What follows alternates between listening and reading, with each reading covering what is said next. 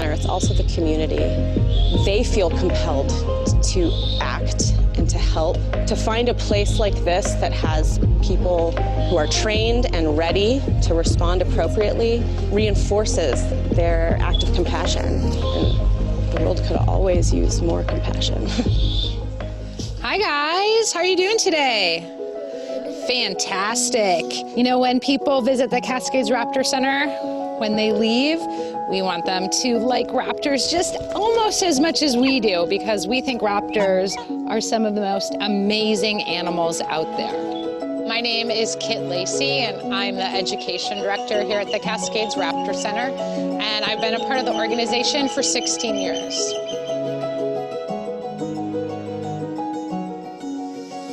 These birds that are in our care, we want them to have the highest quality of life while they are educators. So we think of these guys as our feathered coworkers. In that, we want them to be active participants in their day. We want them making choices and helping us take care of them. For example, they learn to target to the scale so we can get a weight up on them every day. That's them actively choosing to be involved in their daily care.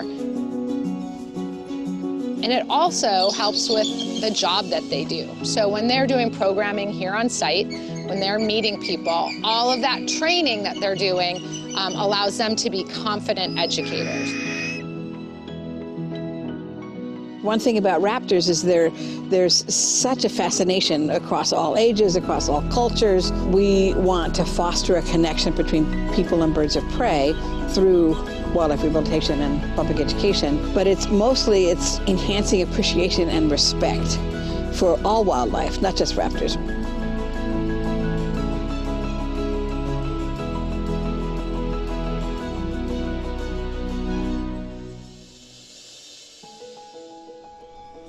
So when I release them, they fly away, they never look back, and I'm delighted to see them leave, and I can't think of another feeling or relationship. I especially can't think of another relationship where I love something so much that I never want to see it again. I think the feeling of releasing a bird is unlike any other feeling, and without a place like this, they would certainly be predated or come to some other untimely end.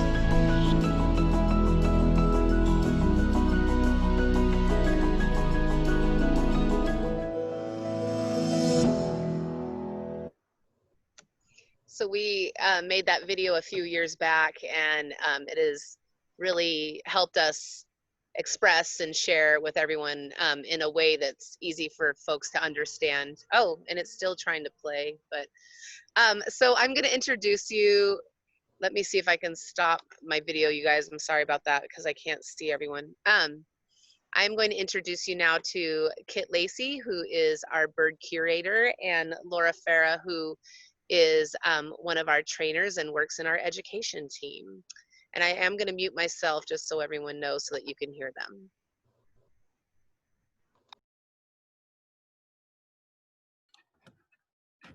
Hi everybody. Julie's also going to turn down her volume so we don't get this echo. And here I am. Right here, we're using a little bit of a different camera on my computer because we have some super guest stars that have waited all night to see you. So first I would like to introduce you to Laura Farah, who has Taka, the Swainson's hawk here. And they're gonna come into view. I'm gonna step out of view. Hi everyone. You can mention the questions. Yeah, and please remember, if you do have questions, feel free to type that into the chat, and then Laura can just filter those questions, or Julie can filter those questions to Laura. So I'm going to let Laura introduce Taka here. Hi. Thank you all for being here tonight. We really appreciate it. My name is Laura. As they said, I'm the training and education assistant, and this is Taka. And Taka is a Swainson's hawk. And he is a special Swainson's hawk for a few reasons. He is, number one, a dark morph. So if you take a look at him, he has beautiful dark gray and rusty red plumage. And dark morphs just mean that their feather color is a little bit darker than the average plumage of whatever species. And they make up about 10% of wild populations. So that's one reason why Taka is pretty unique. Another is because he is a really comfortable ambassador. So all of the education ambassadors that live here at the Cascades Raptor Center have gone through a period of assessment to ensure that they are comfortable, right? It takes a really special bird to just hang out in an aviary, number one, while people walk by and admire them and learn about them, and a really special ambassador to interact with trainers and come out and do this kind of work to represent their species and raptors in general. Laura, do you know a little bit about Taka's story, how he ended up at the Raptor Center? Yeah, Taka has a little bit of a sad story, but with a happy ending. He was originally found in California, and he was found injured in the road. So initially it was thought that he was hit by a vehicle, but upon examination of the facility that someone brought him to, it was found that he had been shot. So he had a fractured wing and a fractured pelvis, and they did rehabilitate him, and he is clearly healthy and alive. That was nearly 18 or 19 years ago. And yeah, Taka, went through a lot of that trauma, and they thought that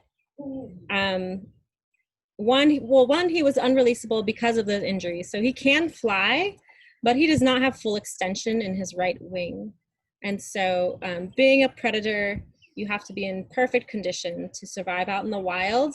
You have to chase down and catch your food every single day, if not multiple times a day, right? You can't just go around grazing. So raptors have to be in top-notch condition to survive out there in the wild. And on top of that, Swainson's hawks are really unique, and they have a very long migration route. So they migrate as far north as British Columbia, all the way down to Argentina. So they have a very long migration route. So they thought he could possibly be an education bird, and turns out they were right. And so here he is. He was transferred to the Raptor Center shortly after he was all healed up. And Taka actually, does he travel off-site for programs, or does he do programs mainly here? Yes, yeah. Taka is one of our quote-unquote A-team resident ambassadors. He not only does programs on-site, but he's comfortable loading into his travel crate and going off-site to schools and community events and centers, like libraries, to educate folks.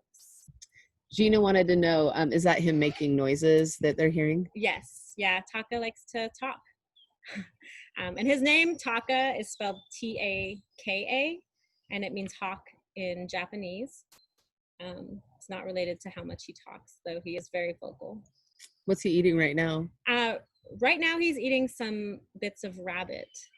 So all of the birds here at the Raptor Center get a variety of different food items throughout the week. So rabbit, mice, rats, quail, and chicks. You can see he also went after a fly that just went by him. And we use their food to train. So I have cut up some of his rabbit into little tiny tidbits. He's doing a really awesome job just hanging out on the glove comfortably, which is exactly what I want him to do. So I'm going to say thank you and give him a treat. I noticed in the camera, we can see he has a piece of down or a downy feather or something. Yeah. Is this the time of year when he starts molting? It is, yes. Summertime is molting time for birds. And raptors, some birds molt a couple times a year. Raptors molt during the summertime when the weather is warm, when there is an abundance of prey. So the living's a little easier. And so, yeah, he is molting. He's got some down that's poking out. He's adjusting his footing here. Everyone got to see his wings out a little bit, though. That was nice. Well, thank you so much. I think Yeah. we'll release you right, because I'll Kit get- has another Yeah, bird over thank here you. waiting. Thank you so much, Laura. So Kit has a special little friend. Okay, we're gonna try to get really nice and close because I have a small raptor here. So I'm always surprised people are like, oh, raptors, the big birds. There's some kind of association with raptors being big, and certainly there are big raptors. Eagles, bald eagles, golden eagles are big raptors. But I like to say raptors come in all different sizes. So this is one of our smaller resident raptors here at the Cascades Raptor Center. This is Parker. He is an American kestrel. So American kestrels are the smallest North American falcon species. Also the most common. Look at Parker, I've got you so close, it's cutting off the top of your head. So falcons, different from hawks. People often ask, what's the difference between a falcon and a hawk? Well, the falcons are quite a bit different. They're kind of their own group of birds: peregrine falcons, American kestrels, merlins, actually most closely related to parrots.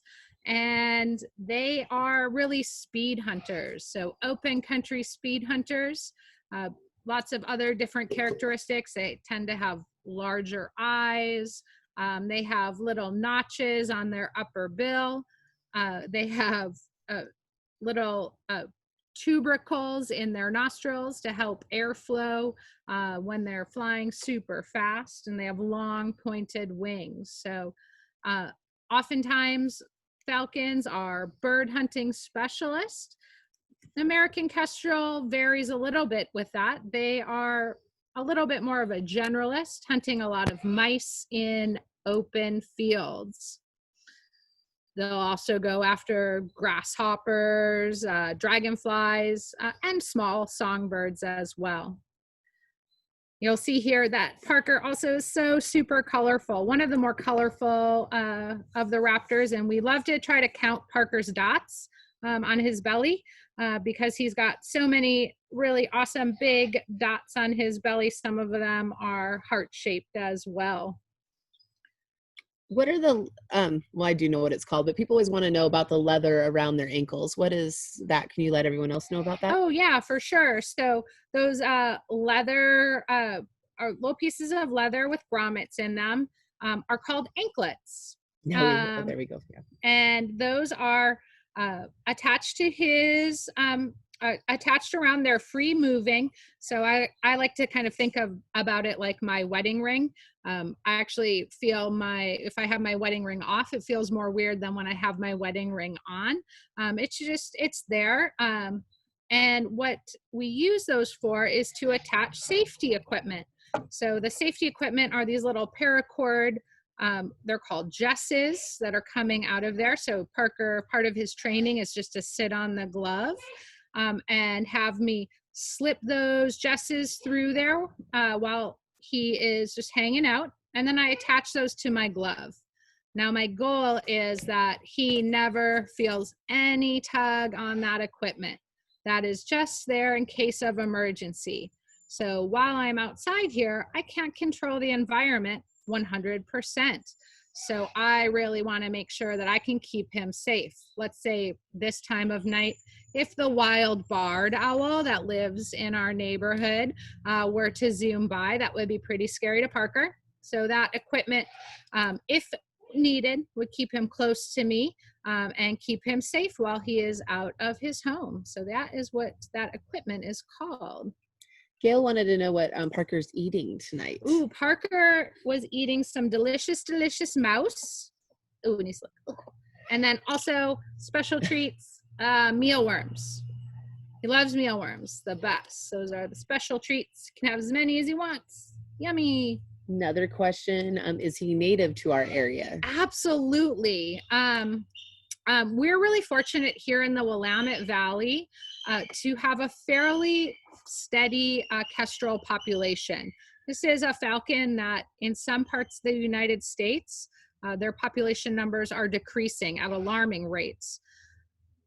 I think what people don't realize is that this small bird that's sitting up on a wire looking out over an open field, bobbing his head like you might see him do, bobbing that tail, is actually a predator. So I always really encourage people to, not when they're driving, of course, but when they're passengers, to look at those birds that are sitting up on the wire, you know, around Fern Ridge Reservoir, maybe go out to some of the bike trails out there and look up on the wire, and maybe what you're actually seeing is a little tiny falcon sitting up on that wire, when you were just like, oh, is that just some little bird? But it's one of our predators, one of our native predators here in the United States.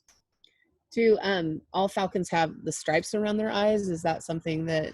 Yeah, that a lot of falcons have those what we call malar stripes. So those dark stripes coming down from underneath the eyes.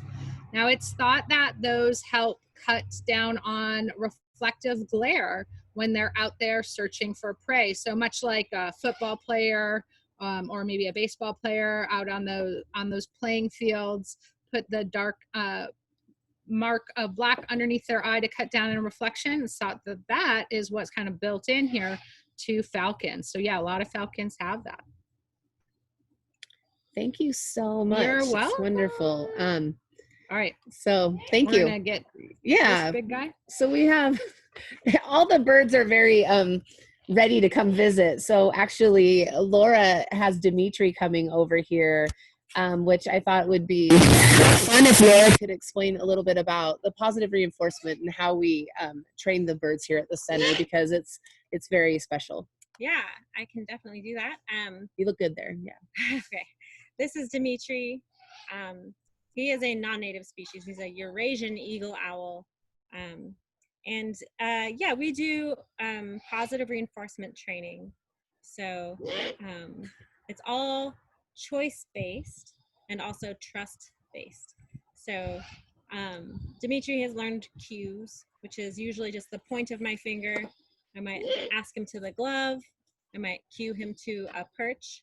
And if he chooses to follow that cue, he always gets a special treat. It's rabbit for him today as well.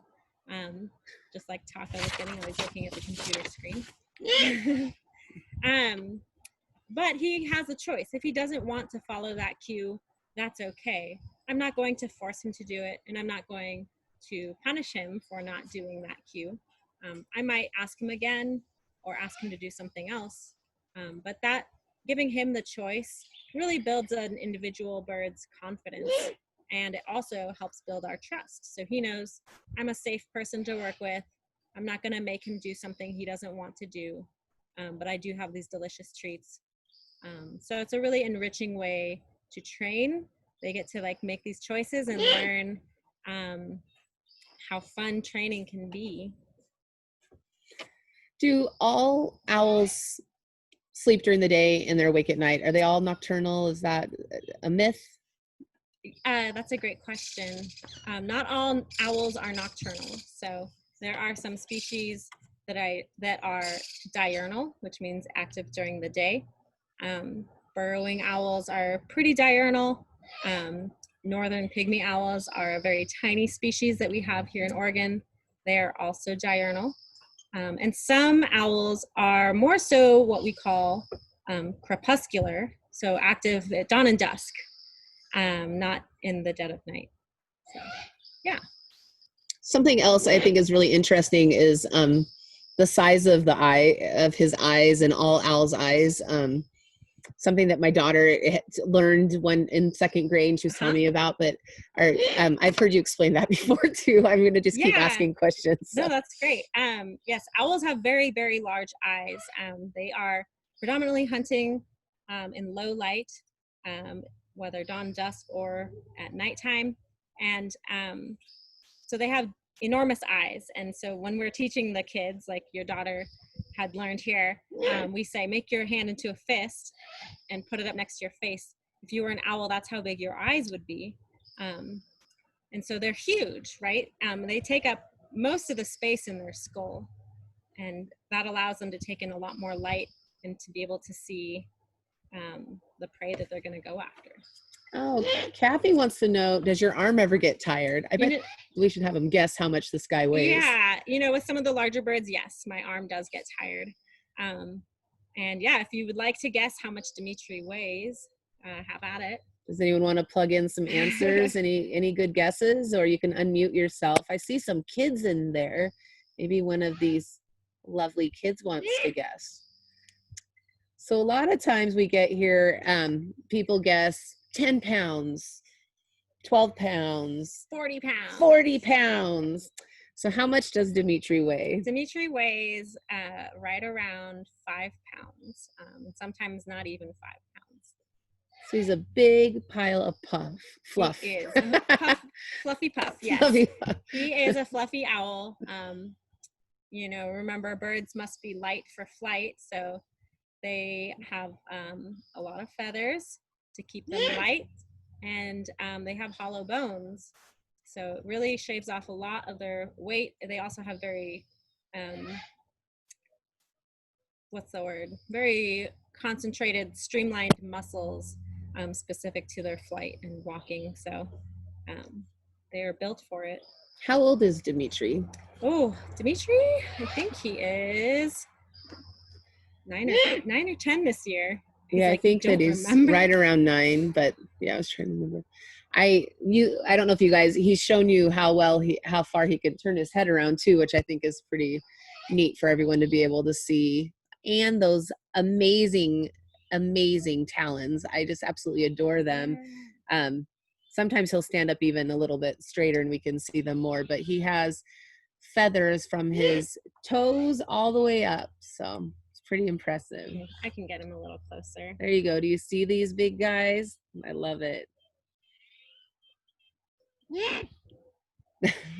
That's baby talk, if you wanted to know.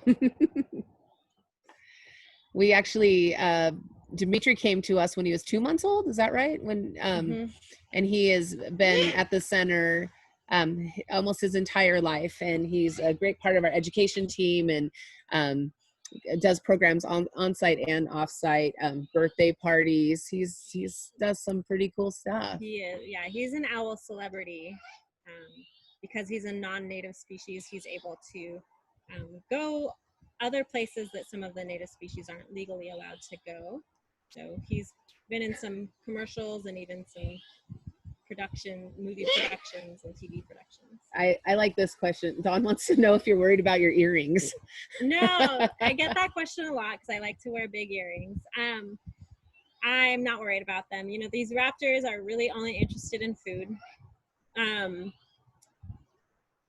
If it were a corvid, like a crow or a raven, then yes, it would be a big distraction, or even a parrot, for me to wear these big earrings. But the raptors don't really care.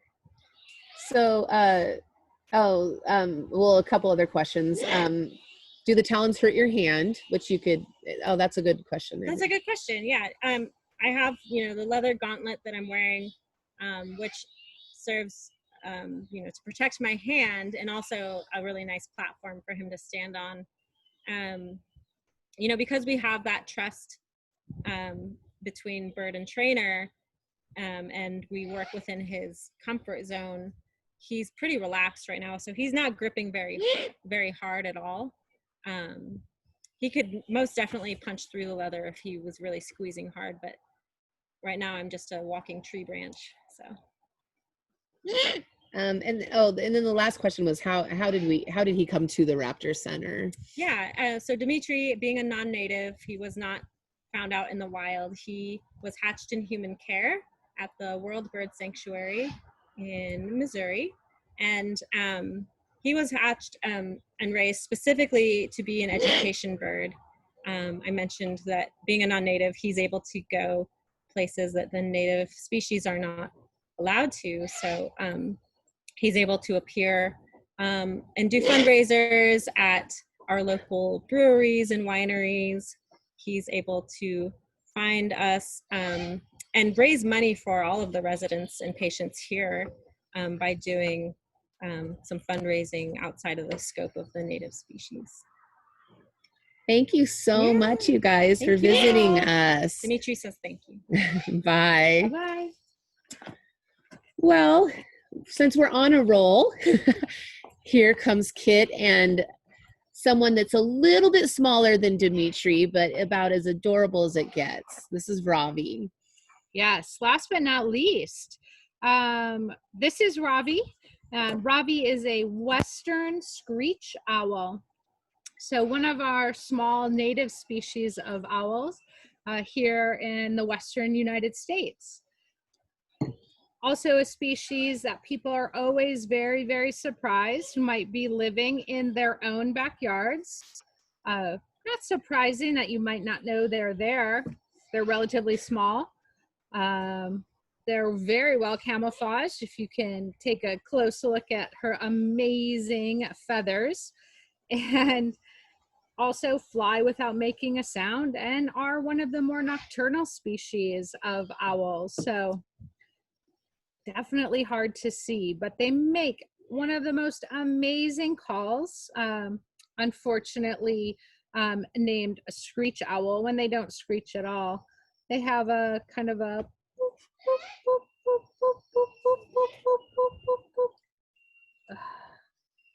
and sometimes she will honor me with a return boop, as we like to call the sound that she makes.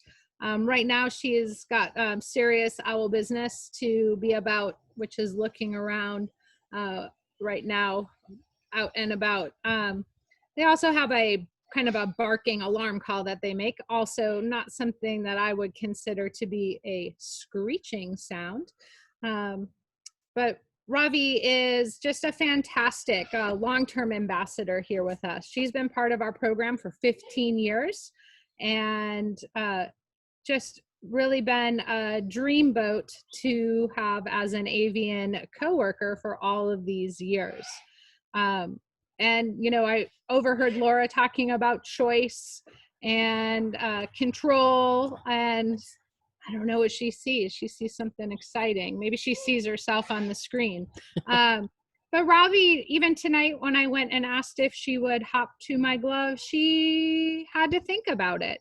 So I almost came up here empty gloved, so to speak, because Ravi maybe wasn't feeling it, but she changed her mind and hopped to the glove, and here we are. So do we have any questions about?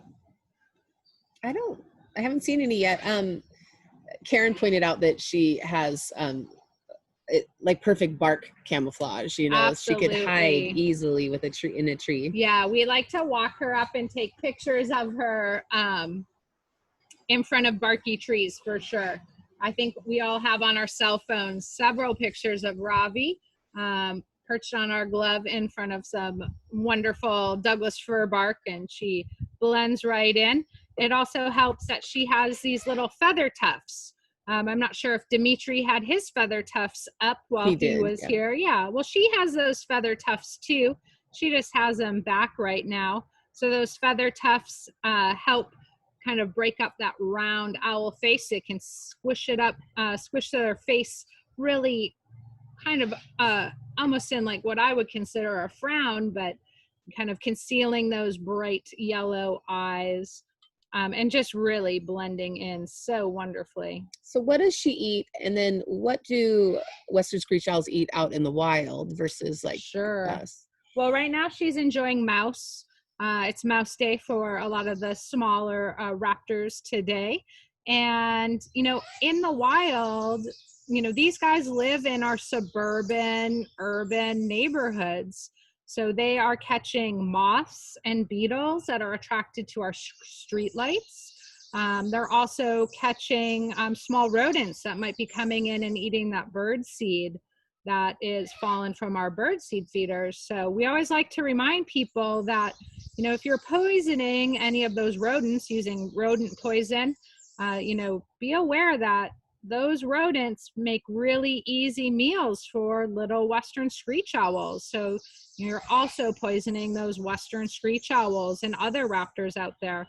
Or if you're poisoning insects, these guys love to eat insects. So always want to be really aware. I love to point out that this kind of owl might be living right in your backyard. Thank you so much. It's awesome. You want to talk to Laura?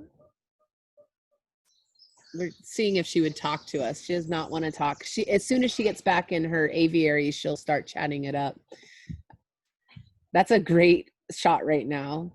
And I think she's the cutest eater in town. When she eats, she looks like she's just going num num num num num the whole time. I love it. Yum. Thank you so much for sharing them. Does anyone else have any other questions? Oh, how could she turn her head like so far around? Yeah.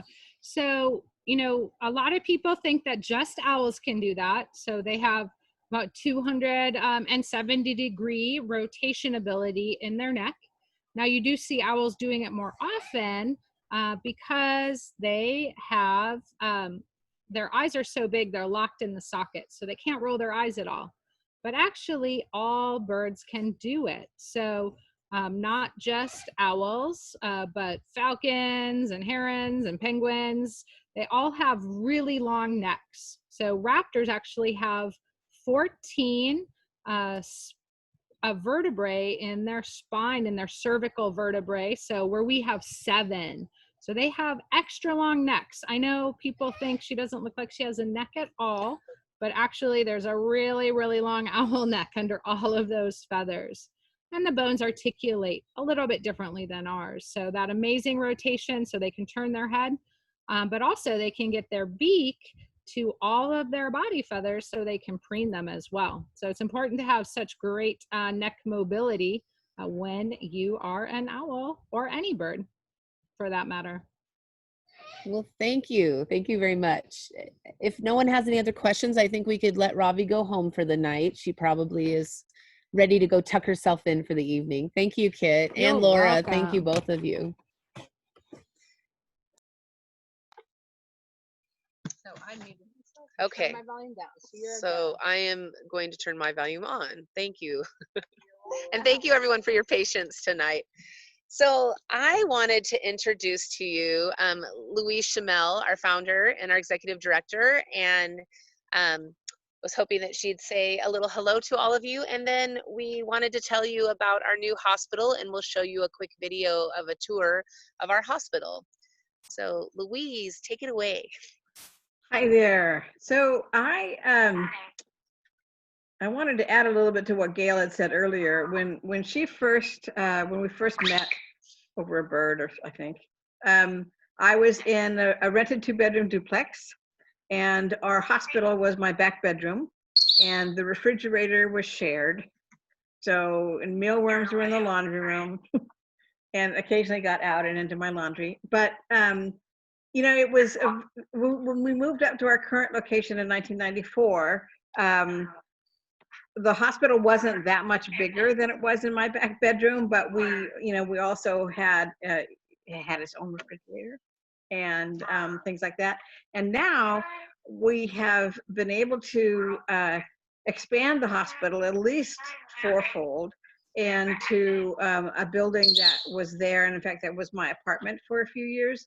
And we're very, very proud of it. We have now a special x-ray room for our radiograph machine, and 2 wards, a big treatment room, a food prep area, a laundry, and an outside ward. So take it away, Julie. Thank you. Okay. Well, 1 second.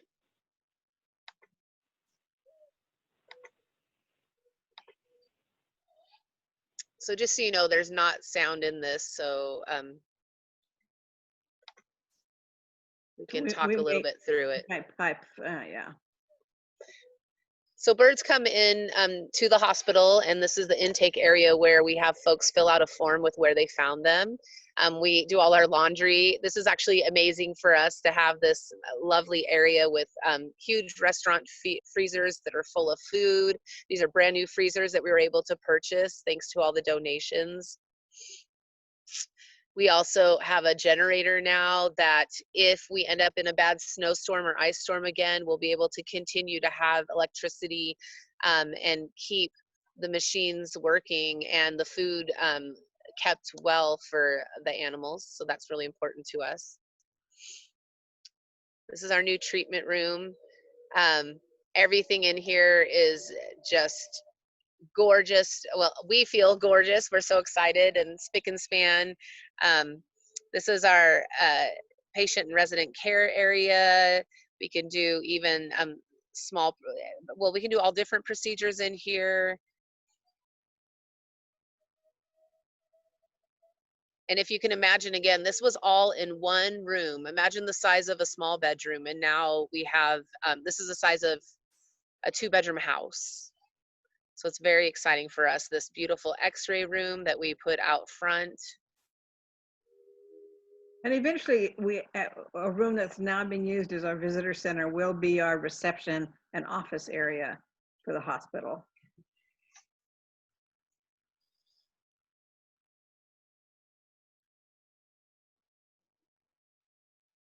After this video, I'm going to show you guys some of the baby owls that have come in this year to visit and then be released.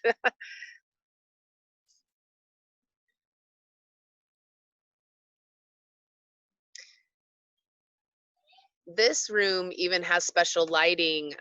There's a special red light. So then in the evenings, if we're in the hospital area, sorry, a motorcycle went by. That was really loud.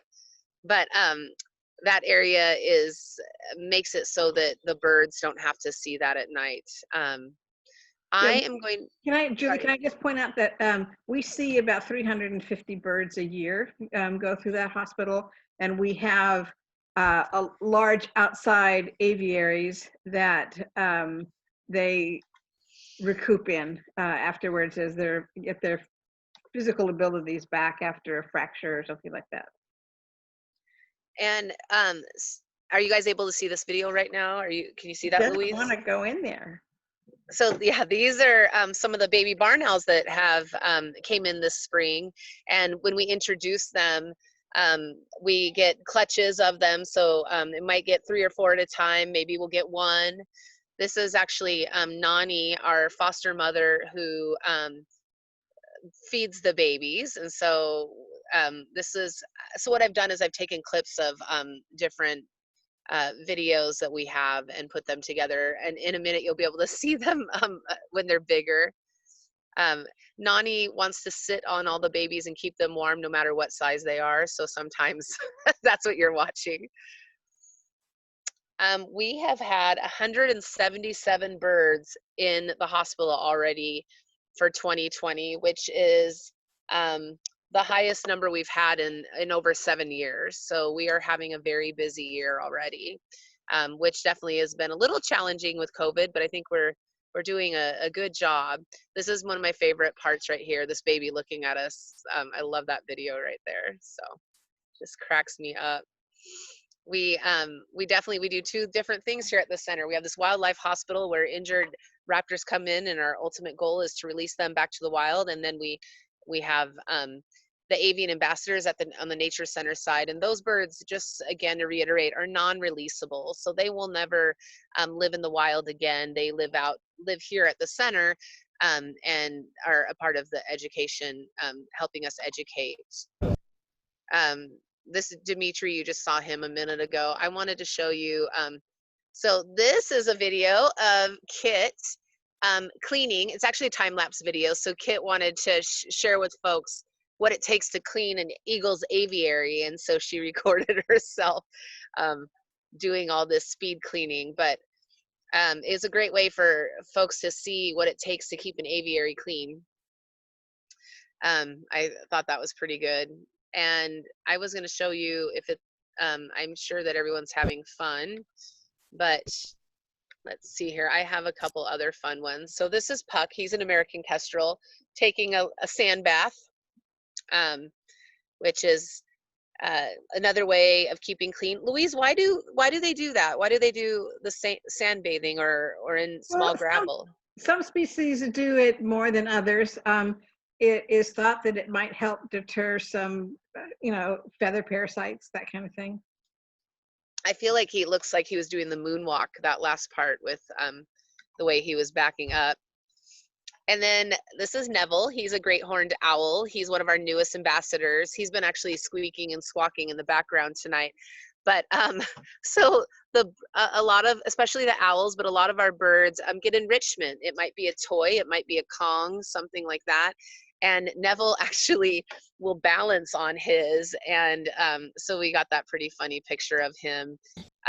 He loves his enrichment. This is another video of Neville with one of his new enrichment toys that he was taking somewhere safe. That's moving it over there, but we just love to be able to share all these awesome videos. Julie, you mentioned Yeah. you've had more birds in 2020 than in the last few years. Are those injuries or what's happening with that? Most of them are injuries. Yeah, let me answer that. In the we have different seasons of rehab. We call the fall and winter our trauma season, and then spring and early summer is baby season. Winter is like starvation season. It was a mild winter, so we didn't see quite as many starvation cases as we did. When the clocks start to change in the fall, we see people are still out going home from work when it's dark, and then particularly the owls are out starting their day, and then we get to see more vehicle collisions. But this spring, I think we're seeing a real mix of things and a lot of babies. We worked really hard at getting them back in the nest because as good a job as we hope we do taking care of them, it's not going to match what they can learn from their parents. So we do spend a lot of time finding nests, getting them back, monitoring them with the help of a lot of people, tree climbers, the people who find them, who watch for a long time afterwards. So I think maybe with COVID, people are not so busy, and maybe they're taking more notice of what's around them and finding birds that need some assistance. I was Puck's yelling at me over here. That's what you're hearing in the background, is a kestrel chatting it up with me. I was trying to think of a couple other things we might want to share with everyone. I knew that we'd run a little short because the birds like to, once we get them out on the glove, we try to get them moving and keep things flowing so that they don't get bored and they want to actually sit here for a little bit and let everyone watch them. But I wanted to ask Louise, because I see actually your own windows have this, because something else that we end up with is a lot of birds with window strikes, and actually a lot of times those birds die from those window strikes. Could you help us understand some ways and things we can do at home to help prevent that? Yeah, we get calls a lot. It could be a young bird that's just fledging, and unfortunately his maiden voyage might be into a window. It could be they see the reflection of trees in the window. It could be that they see straight through to another window and think that they can fly through.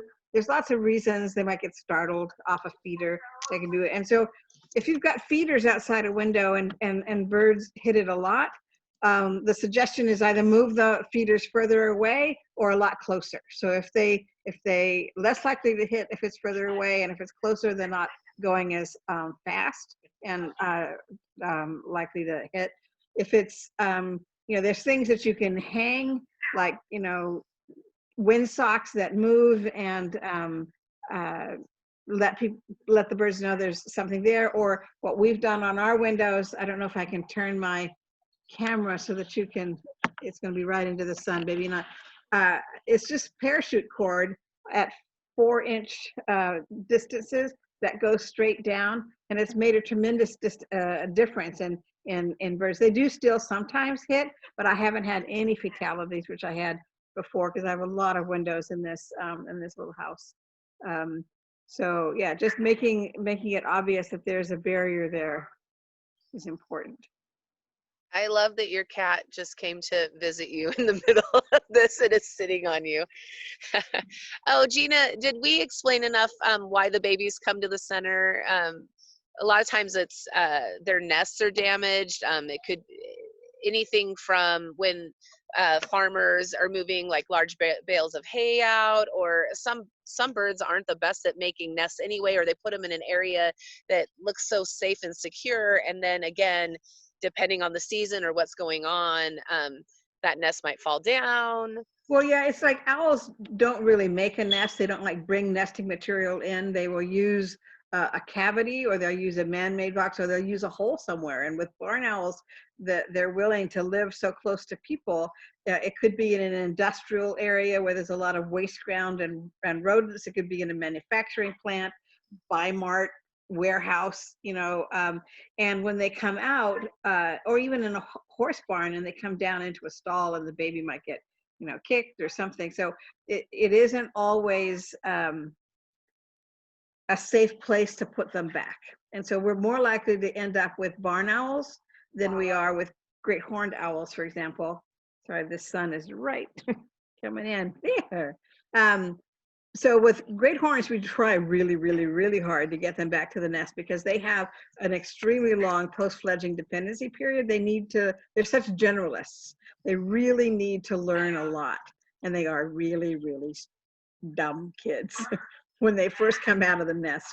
So, we'll actually add, occasionally we'll foster a bird into another, not its own parents if we can't find its nest. As long as we're not overloading the nest and they're the same age, they can't count. So something else, I think this is a great time that you could share with folks. So as a child, a rumor in my house was, if there's a baby bird or an injured bird, don't touch it, because the parents will never come back to it because they can smell it. That is not a real thing, right? No, it's an old wives' tale. And, our parents probably told us that at some point because they didn't want us to touch it. But what's true is their parenting instinct is most birds have little sense of smell. They certainly don't make important decisions based on that, except for turkey vultures that find food that way, and some of the seabirds. But the parenting instincts are so incredibly strong that it just being touched by a human, as long as the human then leaves it alone and goes away, would not be anything that would get in their way. Even with mammals, who do obviously have a strong sense of smell, people have put fawns back and then go away and watch, and the first thing the mom does is lick them all over to get rid of that horrible smell or whatever. So again, I think we don't give enough credit to the parenting instincts of these animals. It's just not, they are wonderful, wonderful parents. If we find an injured raptor, what's the best thing for us to do, like out in our neighborhood? Well, the best thing is to call us. Obviously, stay with it as much as possible, or at least keep it in sight. Don't want to scare it. But if we can, if you can get a laundry basket over it, or even an upside down cardboard box until we can get there, that keeps them from getting scared by something else, especially when we get calls late in the day. And it's like a hawk or something, I know that their first instinct is going to try to get high or to hide, because they are going to feel very vulnerable as it gets dark. And so that's a really important time to stay with them. Or we get so many calls when the people can't stay with them, and we go out there and we just can't find them. We just can't find them. They've gone into, a big berry patch, or they've, found a tree that even if they can't fly, they can, move up branch to branch and disappear. So it's really helpful. And then, what also we've come to really depend on is cell phone cameras. If you can take a picture of the bird, it really helps us first identify it, and second, determine what stage it is. Are those brownies? Those look good. Anyway, what stage they're in, and whether they're out of the nest on time and are just fledging and are supposed to be basically out and about on their own even before they can fly, or whether there's something wrong. Did anyone else have any questions that we could answer for you? Oh, okay. Gina wanted to know if we could speak on the connection of raptors and nature, the role they play in the ecosystem. Well, when I first met Gail, and I was working with all species, not just with raptors, and what I found is we started to within 3 or 4 years, we were getting close to over 2,000 animals in a year. And it wasn't giving me enough time to educate. And what was really critical in terms of helping populations and helping nature in general, was to get people to appreciate what's out there and to respect it and to understand it. Rehabilitators work with one animal at a time. Maybe one robin, and maybe one red-tailed hawk, and maybe one spotted owl. And whether that has an impact on the population as a whole, whether it dies or doesn't, whether it gets back out there, it rarely, unless it's an endangered species, does it have an impact on the population. But talking to the people who bring that animal in, and talking to the people who are using lawn chemicals on their lawn, or Roundup on their bushes, or rodent poisoning, can save dozens and help people understand. I mean, I have so many stories in my 35 years in this business. I mean, there was a trucker that found an injured red-tailed hawk, and he had this huge load of roof trusses, and there was a pilot car in front and a pilot car in back, and they called the headquarters, and they called us, and they actually left I-5, met us on 30th Avenue, transferred the hawk. He had hit I think he'd hit the pickup and then flipped over into the big truck, or the other way around. But I know that trucker is never going to drive that route again without looking for red tails. He's going to wonder why there are more in the winter, and where they come from and where they go. And he's going to talk about it at dinner. Well, I rescued one of those hawks one time. And, and they get excited about, the releases. And that has just as much impact, if not more, as rescuing that one hawk. So education is really important. I mean, raptors are not necessarily more important than all other species in the ecosystem. I mean, they do have a particular role in that they're typically at the top of their food pyramid, and they are therefore going to reflect whatever is happening down below. So if there's a loss of habitat for the prey species, you're going to see it reflected in the predator species. Or if there's poisoning seeds that the small birds are getting, and then that's like DDT. They didn't start trying to poison peregrine falcons and bald eagles, but that's where it ended up, because it went into the fish and it went into the other birds that these guys ended up hunting, and then it bioaccumulates. So they're a great sort of indicator species, like the spotted owl. However you feel about the politics of that, was a great flagship species for an entire ecosystem. When they were trying to set aside areas to protect for the spotted owl, there was at least 50 other sensitive and endangered species that they took into consideration. So from plants to other birds, to salamanders and whatnot, in trying to protect. But people were getting excited about the spotted owl because it's such a iconic species, probably more so than about a salamander, unfortunately. Did that answer your question, Gina? Thank you so much. I was thinking, let's introduce Karen to everyone since she's here, and she can tell people about our programs and what's going up at the center right now. So Karen Hall is our Associate Director, and she can share with you what the changes are up here. She's our botanist. Our botanist also. If you have any plant questions, just type them in. Yeah, so as Louise was talking about relationships in nature, that brought to mind that there are some raptors that are frugivorous, not in our area, but some that are frugivorous by meat. Okay, so they eat fruit, and when they eat fruit, they're going to poop out parts of that fruit as well. And so in so doing, they're spreading plants. So even though I work at a raptor center, I'm still concerned about the botany. So Julie asked me questions about what we're doing to help in the pandemic and how we've changed our way of being. Is that what you want me to tackle, Julie? That would be great, just so folks know, because we are open right now, but we don't have big programs at the moment, right? So sure. So, well, we can talk about programs too. That's just a little bit of a separate conversation, but we'll go first over the way we're doing admissions now. we were concerned that we might have too many people on site at once, and therefore social distancing would be difficult. And so what we did is we instituted a reservation system, a ticketing system, basically on the half hour. And people will log into or actually just go to our website and find the ticket spot. It's really the first picture you click on. It will take you to a Find Tickets, and you book a day at a time that you want to come, and that will spread people out over time. We've in addition to that, we've got your typical cleaning protocols in place to make high-touch surfaces as clean as we possibly can make them. We are an outdoor environment. That's good news on our front, but there are some things, of course, that we need to be concerned about. Physical distancing is one of them. We have marked some of the trails as one way, and we have a few choke points on site where it's really difficult to maneuver past each other.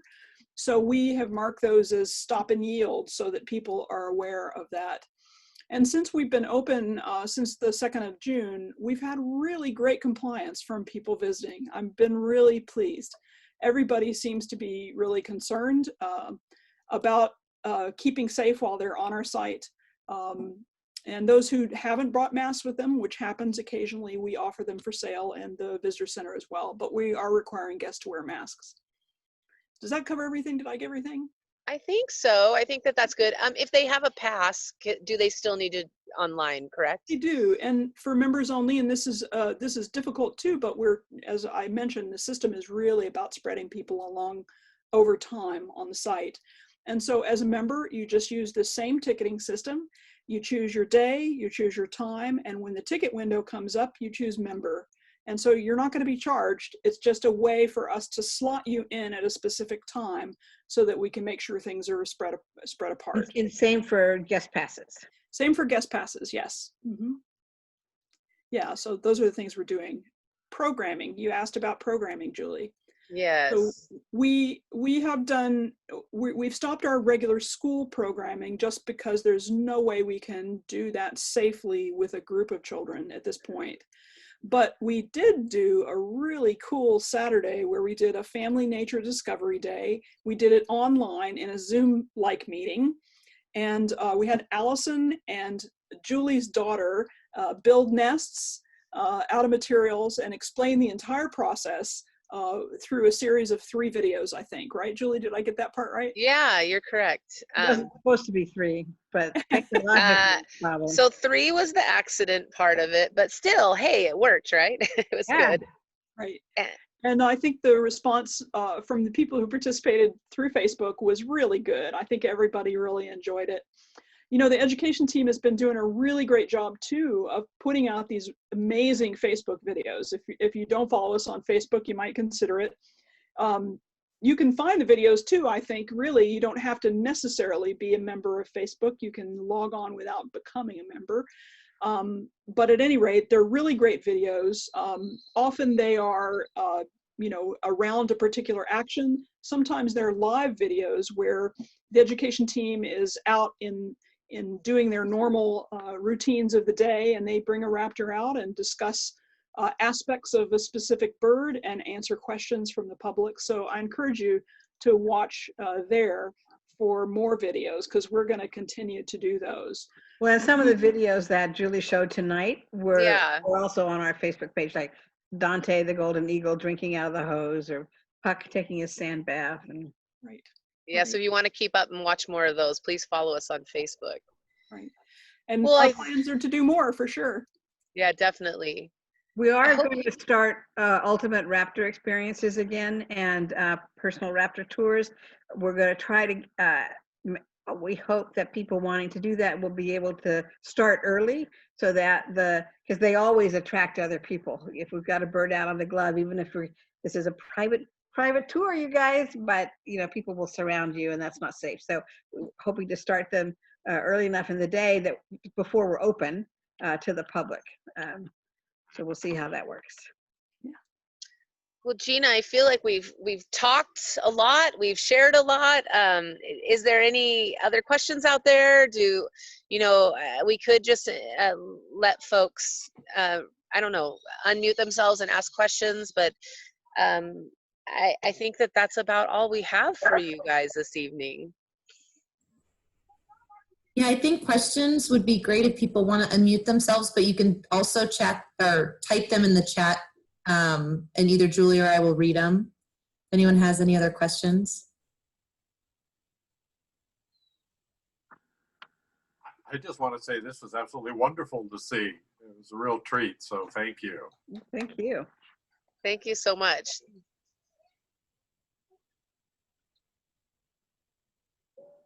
Thanks very much. Enjoyed it. Hey, Bob, didn't you take some pictures of an osprey rescue once? Yes, I did. That's what I thought. Yeah. Yeah, how's it? Did you release that osprey? I'm pretty sure we did. I'm pretty sure we did. I remember we had to go swimming to get it. It was in Alton Baker Park, you know, and yeah. Yeah. Yeah, I'm amazed to remember after. It was quite a few years ago. Yep.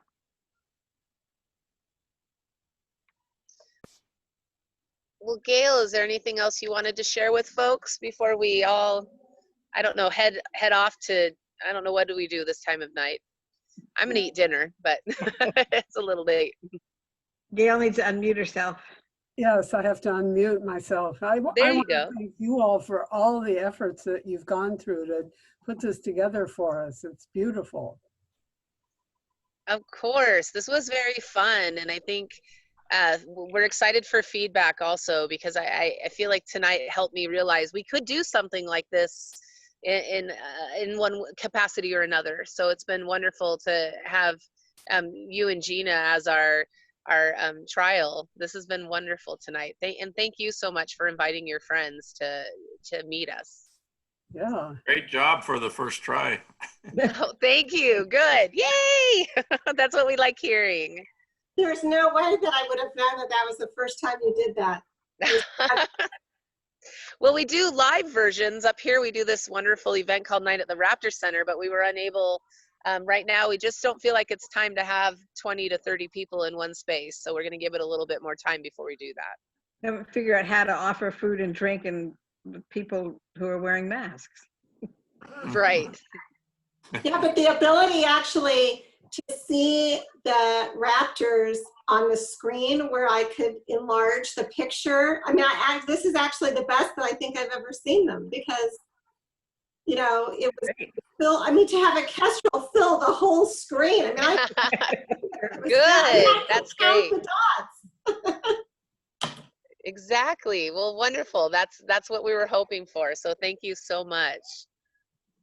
Yeah, that's really great. And I actually think there'd be so many, you know, now with the online teaching that we're having to do both, you know, in middle school, high school, university, you know, I mean, you guys really have this down. I really would have no idea.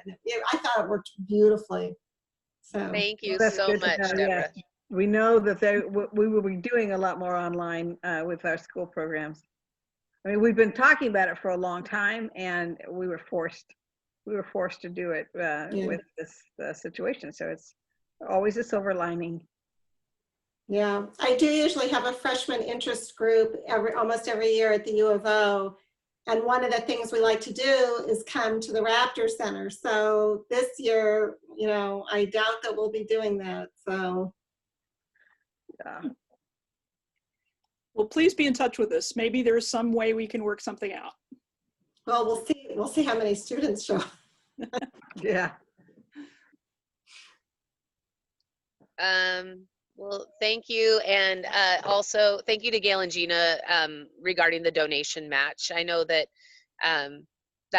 Gail has just been such a wonderful support to us through the years in donations, but also just the help that you have given. I won't let Louise tell stories right now because it'll make her cry, but you have just been a saving light for us at many times. So thank you so much. Of course.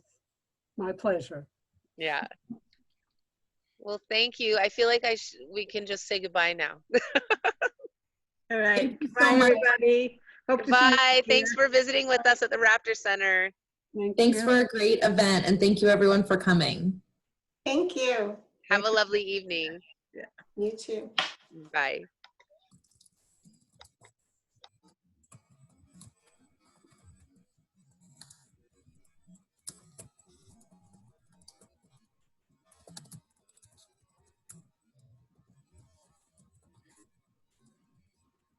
Well, Gail, thanks for the invitation. We really enjoyed this. Yeah, thanks for coming, Bob. Great to see you. Yeah, you too. Good to see Dawn made it.